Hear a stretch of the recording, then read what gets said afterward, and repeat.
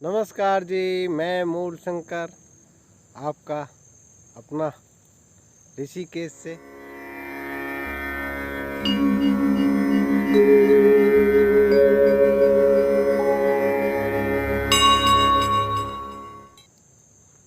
मैं थोड़ा जंगल में आया हुआ हूँ और संध्या का टाइम है। मैं एक आप लोगों से वार्तालाप शेयर करना चाहता था। वो वार्तालाप असल में यही थी कि कोरोना के बाद हमारा समाज किस प्रकार का होगा, किस प्रकार की विषमता आएंगी, किस प्रकार की परिस्थिति आएंगी। ये जो समाज हमारे सामने आके खड़ा होगा वो किस प्रकार का होगा, क्योंकि अक्सर देखा गया है अवसर मिलने पर व्यक्ति वो विशेष कार्य करता है जो उसके दिलों में छुपा होता है।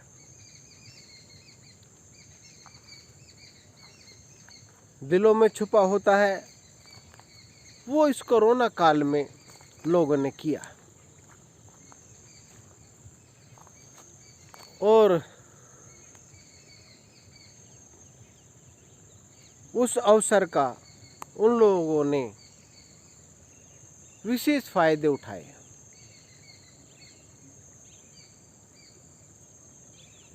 अब जिनको अवसर नहीं मिला वो अवसर की तलाश में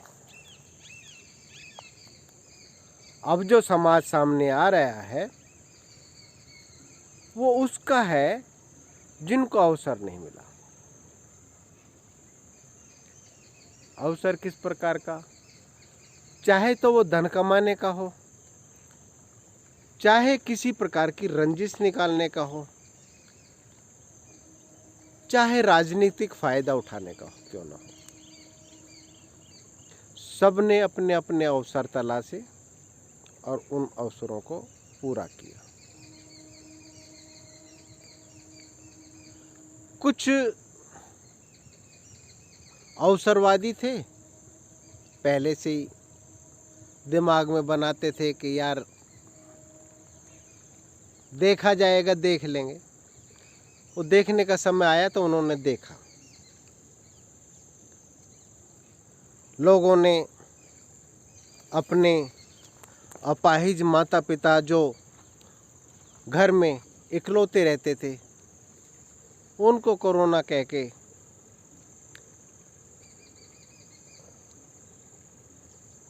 बंद करवा दिया और बंद होने के बाद तो जो भी है वो सुरक्षित, तो कोई वापस बहुत रेयर चांस थे, क्योंकि वहाँ पर डर का माहौल इतना था कि व्यक्ति अपने आप ही मर रहे थे, पटापट मर रहे थे।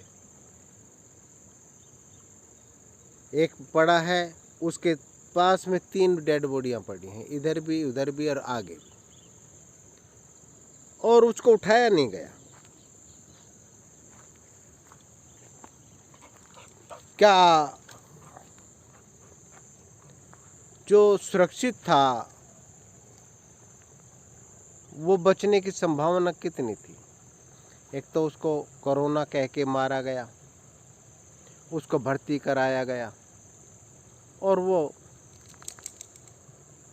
जल्द से जल्द यही सोचता था कि यार अब शरीर छूट जाए तो ये अच्छा है।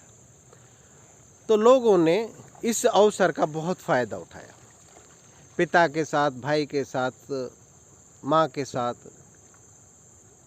बहू के साथ, बहू ने पति के साथ, और इसका फ़ायदा ज़्यादा प्राइवेट हॉस्पिटलों ने भी उठाया, बहुत ज़्यादा उठाया। जिसकी इंश्योरेंस थी, जिसको पैसे मिलने में किसी प्रकार की दिक्कत नहीं थी, उसका मोटे मोटे बिल बैठाकर मेरे एक जानने वाले हैं, उनका, जबकि कहते हैं कि कोरोना का कोई इलाज नहीं था, फिर भी 14 लाख का बिल बैठाया और वेंटिलेटर पर काफ़ी दिन रखने के बाद उसको मृत घोषित कर दिया गया। तो कहने का ये है, चलो वो घटना एक नहीं है, ये हजारों की के लाखों की तादाद में है। और आंकड़े अगर आप किसी तरीके से मुहैया करा सकती है सरकार, तो देख पाएंगे इनको कि वो वाकई में ही लाखों की तादाद में है। हर एक हॉस्पिटल का जैसे टारगेट हो कि इतना तो पूरा करना ही है भाई। अब आते हैं कि इस कोरोना के बाद समाज का क्या हाल होगा। अब जो समाज आ रहा है, जिनको अवसर नहीं मिला था वो अवसरवादी बन चुके हैं और कोई भी अवसर छोड़ने के लिए तैयार नहीं है। इतने स्वार्थी बन चुके हैं कि भाई भाई से, बहन भाई से, ये जो रिश्ते हैं ना, ये तो ऐसे हो गए जैसे कानून की नज़रों में जैसे गिनती हो, भाई ये गिनती पूरी। एनीवे, उनके लिए कोई महत्व नहीं है उनका। मैंने देखा है कोरोना काल में, एक हमारे बहुत नज़दीकी परिचित रहे, वो शादी में शामिल होने के लिए अपने गांव देहात 2200-2400 किलोमीटर सफ़र करके घर जाते हैं और उनको तबीयत खराब हो जाती है। उनके साथ जो घटनाक्रम हुआ वो हाँ, मेरे से बताने में भी संकोच है उनको। वो बताने में भी संकोच करते हैं कि क्या सोचेंगे, क्या आएगा इनके दिमाग में, जबकि इकलौती उन्हीं की घटना थोड़ी है, ये सभी की घटना भाई, सभी के साथ हो रहा है। मेरे साथ भी था, पहले लॉकडाउन में हम सब बीमार थे और पहले लॉकडाउन में बीमार होने के साथ साथ हम मुंबई से आए थे शादी करके बेटे। तब हमसे भी कहा गया कि सबको कोरोना हो सकता है और उसकी इंक्वायरी भी की गई, जबकि कोरोना से ज़्यादा मैंने देखा है लोग बाग भयभीत थे, परंतु अवसरवादियों ने अवसर खोना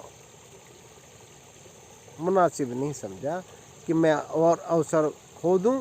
उसने पूर्ण कोशिश थी कि एक दूसरे के ऊपर लांछन लगाया जाए। तो उन्हीं के साथ क्या वो 2400, 2600, 2200 किलोमीटर चल के गए हैं अपने गांव। उन लोगों ने उनके साथ जो व्यवहार किया वो छुपा नहीं है। मेरे से तो खैर क्या छुपेगा, क्योंकि उनके साथ जो घटना थी वो उसके लिए तो मैंने पहले ही कह दिया था और उनको इमरजेंसी मेडिकल फैसिलिटी जो मिलनी थी वो मिली उनको, परंतु मैंने मुहैया कराए थे मैन पावर को मैंने उसके लिए एहतियात के तौर पे तैयार कर दिया था कि आपको उनकी सेवा करनी है और डरना नहीं, बिल्कुल भयभीत मत होना। और उन्होंने उनकी सेवा की, किसी प्रकार का भय नहीं था उनके अंदर। पर उस व्यक्ति को आज भी ये लगता है कि मैं जिंदगी भर पूरी लाइफ मैंने इन्हीं के लिए जी, यहाँ पे क्या फैसिलिटी इकट्ठी नहीं की। गांव देहात बिल्कुल उजाड़, ऐसा गांव है जहाँ पे एसी वाला मकान होना बहुत बहुत बड़ी उपलब्धि है। वहाँ पे एसी वाले मकान बनाए गए, गाड़ियाँ वहाँ पे 2-2 3-3 बोलेरो खड़ी कर दी, गाड़ियाँ और भी खड़ी कर दी, कैरेटे भी। तो कहने का ये है कि और भी बहुत से उनको फैसिलिटी दी गई, परंतु उसके समाज ने, भयभीत समाज ने, डरपोक समाज ने, अवसरवादी समाज ने उसको नेगलेक्ट कर दिया, जबकि ऐसी भयंकर परिस्थिति नहीं थी। भयंकर परिस्थिति बन गई, इतना दहशत बैठा दिया। यार कोई भी बीमारी इतनी बड़ी नहीं होती कि इंसानियत से ही दूर हट जाए। मैं कहता हूं कि मौत से भी सावित्री अपने पति को वापस ले आई थी। अगर वो नहीं भी आता तो वो संतुष्ट होके जाता, संतुष्ट होके जा रहा था, क्योंकि वो मृत्यु के द्वार पे खड़ा था। वो अगर शरीर पूरा भी हो जाता है तो उसको ये था कि मेरी पत्नी ने पूरा प्रयास किया। जी हाँ, उसकी पत्नी ने पूरा प्रयास किया, परंतु आज के समाज ने क्या प्रयास किया, क्या दिया? एकदम से दूध की मक्खी की तरीके से निकाल के फेंक दिया उसको। नहीं, यहाँ पे शादी है, अरे शादी इससे बड़ी है, ये तो खुद लागत लगाते हैं। तो कहने का ये है कि चलो और भी जैसे मेरे नज़दीकी रहे हैं जो पता है ये मारा जा रहा है और ये हॉस्पिटल इनको मार डालेंगे, फिर भी पुलिस केस करने से डर रहे हैं या कोई भी एक्शन लेने से इसलिए डरते हैं कि कहीं ऐसा तो नहीं, कहीं ऐसा ना हो कि LIC का पैसा रुक जाए। जी हाँ, ये क्या था यार, ये क्या है? अब आगे जो आ रहा है, आगे जो आ रहा है वो इस पैसे से जो पालन होगा उस औलाद का, उस भाईचारे का, उस समाज का, जो उस पैसे से जो खड़ा होगा समाज, क्या वो बहुत अच्छा होगा? अब क्या आपको लगता है कि ये कोरोना लास्ट बीमारी थी? क्या आपको लगता है ये पहली बीमारी है? आज से 20 साल पहले उठा के देखिए कि क्या बीमारी आई थी। हर 20 साल बाद कोई ना कोई नई बीमारी चाहिए, जिससे कि सबसे बड़ा बिजनेस है ये दवाइयों का, जो है मेडिसिन का सबसे बड़ा, ड्रग्स का सबसे बड़ा बिजनेस। जी हाँ, मेरे मित्र ने कैंसर की बीमारी के लिए बताया था कि कैंसर रुक सकता है और जड़ से ख़त्म हो सकता है, और राष्ट्रपति प्रधानमंत्री तक का लेटर भेजे उसने।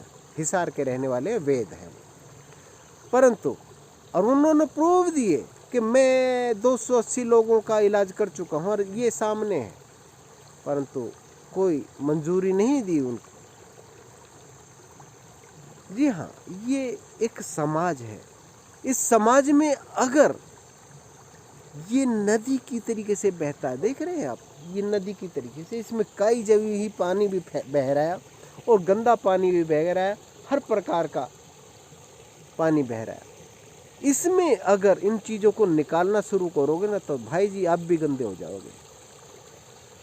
अगर इससे बचना है तो सबसे उत्तम एक ही कार्य है कि अपने आप को पहचानो, अपने निस्वार्थ दोस्तों को पहचानो, जिनको बिल्कुल भी स्वार्थ नहीं है आपसे। वो लोग आपको बहुत कड़वा बोल सकते हैं, परंतु वो लोग अच्छे ही होंगे। तो अपने गुट बनाओ, अपना समाज खुद तैयार करो, जिससे कि ये इस प्रकार की, जिससे कि आगे जो आने वाला जो समाज है, आगे आने वाला जो वक्त है, वो क्या सोचते हैं इससे बढ़िया होगा। इससे बढ़िया नहीं होगा माय डियर, बहुत खराब आने वाला है। अब तो हम उम्र भी थी, समय भी था, निमट लिए, परंतु आगे आने वाला जो समय है ना, वो कमज़ोर है, शरीर भी कमज़ोर है। जी हाँ, बहुत ज़्यादा शरीर कमज़ोर हो चुका होगा।